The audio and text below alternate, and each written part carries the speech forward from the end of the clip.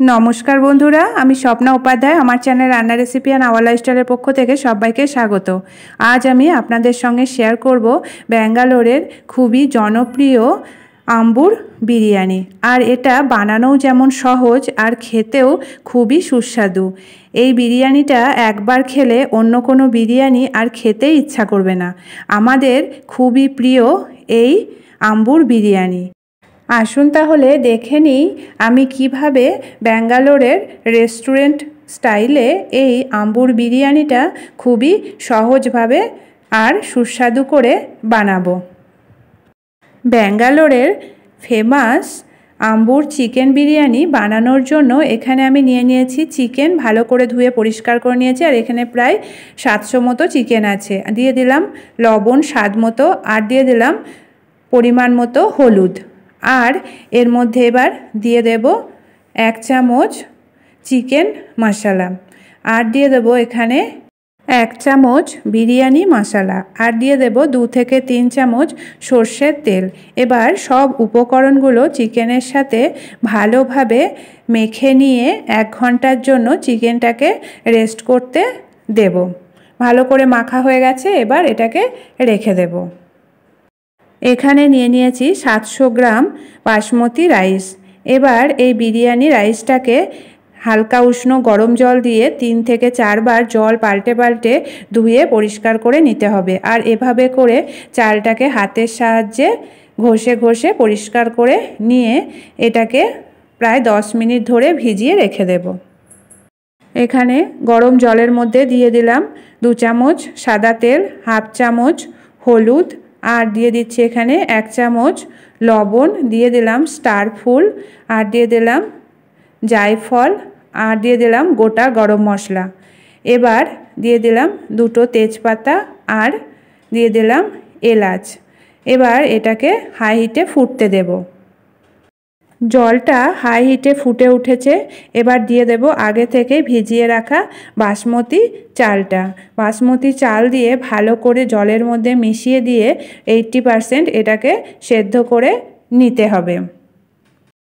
বিরিয়ানির জন্য ভাতটা তৈরি হয়ে গেছে আর এরকম 80% করেই এটাকে নামিয়ে নিতে হবে। এবার একটা বড় মাপের ছাঁকনির সাহায্যে ভাতটাকে পুরো ফ্যান ঝরিয়ে নিতে হবে আর খেয়াল রেখে এই ভাতটাকে তৈরি করতে হবে। বেশি গলে গেলে কিন্তু ঝরঝরে হবে না আর বিরিয়ানিটাও খেতে ভালো হবে না। এভাবে করে আমি সব ভাতটাকে ভালো করে ফ্যান ঝরিয়ে নেব। একটা কড়াই বসিয়ে দিয়েছি আর কড়াইয়ে দিয়ে দিলাম সাদা তেল 3 থেকে 4 চামচ। এবার তেলটাকে হাই হিটে গরম করে নিয়েছি। দিয়ে দিচ্ছি এর মধ্যে কিছুটা পরিমাণ গোটা গরম মশলা, জয়িত্রী, জায়ফল, স্টার ফুল আর দিয়ে দিলাম এলাচ, লবঙ্গ, দারচিনি। এবার এটাকে ভেজে নেব। তার মধ্যে দিয়ে দিলাম একটা তেজপাতা আর দিয়ে দিলাম 2টো শুকনো লঙ্কা আর সামান্য পরিমাণে হলুদ।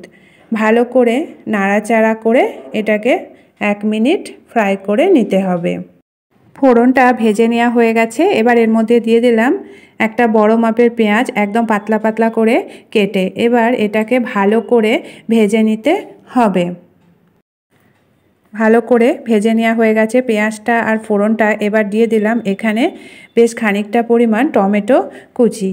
এবার টমেটোটাকেও ভালো করে নাড়াচাড়া করে নিলাম। দিয়ে দিলাম এখানে 1 চামচ রসুন পেস্ট আর দিয়ে দিলাম 1 চামচ আদা পেস্ট আর দিয়ে দিলাম 1 চামচ কাঁচা লঙ্কা পেস্ট। দিয়ে দিলাম হাফ চামচ হলুদ আর দিয়ে দিচ্ছি 1 চামচ লবণ। দিয়ে এটাকে ভালো করে মিশিয়ে মিডিয়াম ফ্লেমে রেখে 3 থেকে 4 মিনিট কষিয়ে নিতে হবে। এবার এর মধ্যে দিয়ে দিলাম হাফ চামচ জিরের গুঁড়ো আর দিয়ে দিলাম কয়েকটা গোটা গোলমরিচ। দিয়ে দিলাম ধনের গুঁড়ো হাফ চামচ। দিয়ে এটাকে ভালো করে মিশিয়ে আবারও 2 মিনিট কষিয়ে নিতে হবে।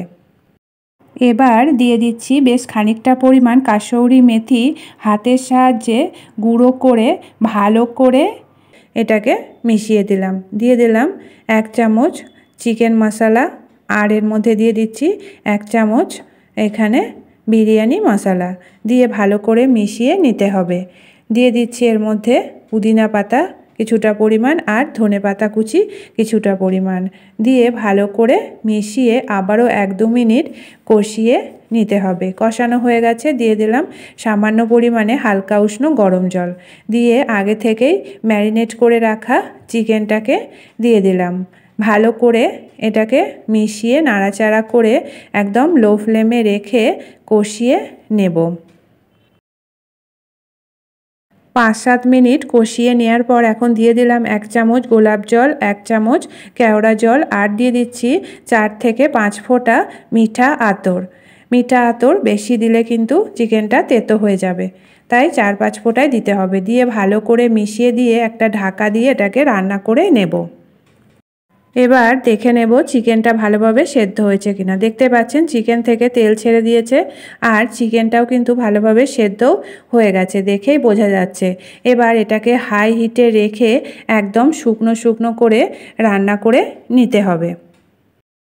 চিকেনটা শুকনো শুকনো করে রান্না করা হয়ে গেছে, দেখতে পাচ্ছেন বন্ধুরা, আর চিকেনটা কিন্তু ভালোভাবে সিদ্ধও হয়ে গেছে। এবার চিকেনটাকে পাশে নামিয়ে রেখে দেব। এখানে একটা রুটি সেকা তাওয়া বসিয়ে দিয়ে এটাকে হাই হিটে 5 মিনিট ধরে গরম করে নিয়েছি। এবার এর ওপরে এখন চিকেনের কড়াইটা বসিয়ে দিলাম আর এখন এটাকে লো ফ্লেমে রেখেছি। দিয়ে এর মধ্যে এবার দিয়ে দেব বিরিয়ানি রাইসটা। বিরিয়ানি রাইসটা চিকেনের ওপর দিয়ে সম্পূর্ণটাই চারিদিকে ছড়িয়ে দিতে হবে। বিরিয়ানি রাইসটা ঠিক এভাবে করে ছড়িয়ে দিয়েছি। এবার এই রাইসের ওপর দিয়ে আমি দিয়ে দেব 2 থেকে 3 চামচ ঘি আর ঠিক এভাবে করেই ঘিটাকে চারদিক দিয়ে ছড়িয়ে দিতে হবে। এর ওপর দিয়ে এবার আমি ছড়িয়ে দিচ্ছি আবারও গোলাপ জল 1 চামচ, কেওড়া জল 1 চামচ আর দিয়ে দেব 3 থেকে 4 ফোঁটা মিঠা আতর। দিয়ে দেওয়া হয়ে গেছে। এবার এর ওপরে দিয়ে দিচ্ছি বেশ খানিকটা পরিমাণ জাফরান। এখানে আমি শুকনো জাফরানই দিচ্ছি, দুধে ভেজানো জাফরান এখানে আমি দেব না। আর এই শুকনো জাফরানটা দিলে কিন্তু বিরিয়ানিটার একটা সুন্দর স্মেল আসে আর খেতেও খুবই সুস্বাদু হয়।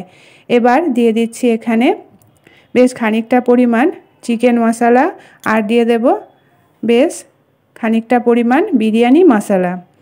দিয়ে এটাকে একটা ঢাকা দিয়ে প্রায় লো ফ্লেমে 7 থেকে 8 মিনিট রেখে দেব। তারপরে 5 মিনিট গ্যাস অফ করে রেখে দিলেই তৈরি হয়ে যাবে আম্বুর বিরিয়ানি। প্রথমে লো ফ্লেমে রেখে এটাকে 7 থেকে 8 মিনিট রান্না করেছি আর তারপরে গ্যাস অফ করে এটাকে 5 মিনিট দমে রেখেছি। এবার আপনাদের দেখিয়ে দিচ্ছি বিরিয়ানিটা কতটা ঝরঝরে হয়েছে। দেখতে পাচ্ছেন বন্ধুরা, ব্যাঙ্গালোরের ফেমাস আম্বুর চিকেন বিরিয়ানি একদম রেস্টুরেন্ট স্টাইলে। এবার এটাকে একটা প্লেটে নামিয়ে নেব। আর এরকম ঝরঝরে বিরিয়ানি খেতে আমাদের সকলের কিন্তু খুবই ভালো লাগে। তাহলে বন্ধুরা দেখলেন তো কত সহজেই তৈরি হয়ে গেল ব্যাঙ্গালোরের স্পেশাল আম্বুর চিকেন বিরিয়ানি আর একদম রেস্টুরেন্ট স্টাইলে। এই বিরিয়ানিটা একবার খেলে বারবার খেতে ইচ্ছা করবে আর এই বিরিয়ানি একবার খেলে অন্য কোনো বিরিয়ানি আর খেতেই ইচ্ছা করবে না। আপনারা চাইলে আমার মতো করে এই রেসিপিটা একবার বাড়িতে বানিয়ে দেখতে পারেন। আশা করি সকলের খুবই ভালো লাগবে।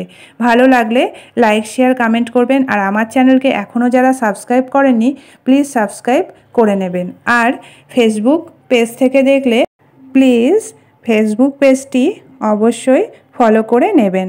তাহলে বন্ধুরা আজকের মতো এটুকুই, আবার দেখা হবে আগামী নতুন পর্বে। ভালো থাকবেন, সুস্থ থাকবেন, ধন্যবাদ।